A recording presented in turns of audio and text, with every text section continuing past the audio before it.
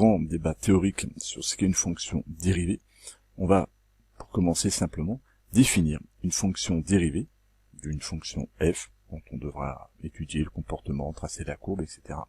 On va appeler la fonction dérivée la fonction qui a tout réel x associe le nombre f' de x. Et donc on appelle la fonction dérivée f avec un petit prime qui est là.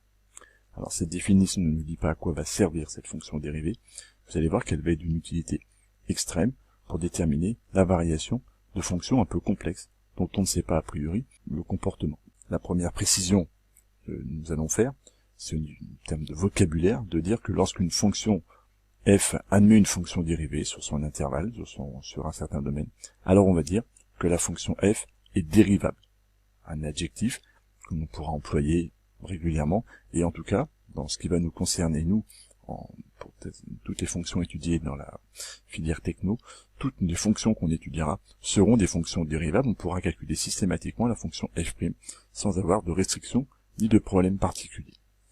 Pour essayer de comprendre un petit peu mieux à quoi va servir cette fonction dérivée, nous allons introduire la notion de nombre dérivé, c'est-à-dire que le nombre f' de a, quand je calcule l'image de a par ma fonction dérivée f', c'est ce nombre-là qu'on va appeler le nombre dérivé en a, puisque j'ai calculé f' de a, et bien ce nombre-là va me donner le coefficient directeur de la tangente à la courbe au point d'abscisse a. Prenons ici en vert une parabole, représentation graphique d'une fonction f, et je m'intéresse au point d'abscisse 1, ici là, de ma courbe. En ce point-là, on a pu tracer ici une droite noire, qu'on va appeler une droite tangente. Vous avez dû voir au collège ce qu'était la tangente à un cercle. On peut imaginer, en n'importe quel point de la courbe, tracer une tangente, qui est une droite sur laquelle ma courbe va se reposer en un seul point, le seul point de contact est le point ici, indiqué en bleu.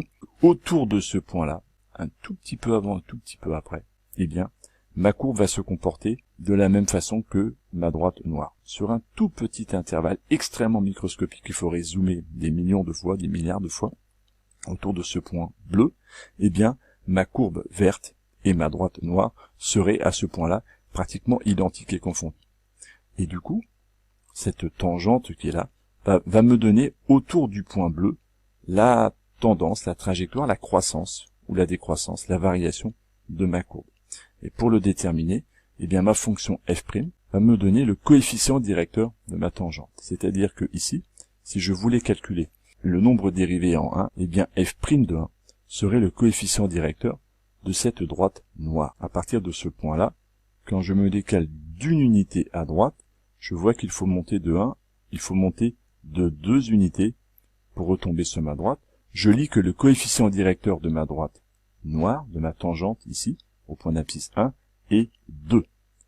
Pour une unité horizontale, je me décale de 2 unités verticalement. Donc le coefficient directeur de ma tangente est 2. Je peux en déduire que f' de 1, le nombre dérivé en 1, est 2. Et on pourrait comme ça, point par point, trouver des images f' de 3, f' de 4, f' de 0, f' de 1. Et à chaque fois, ce nombre dérivé-là me donnerait le coefficient directeur de la tangente au point considéré.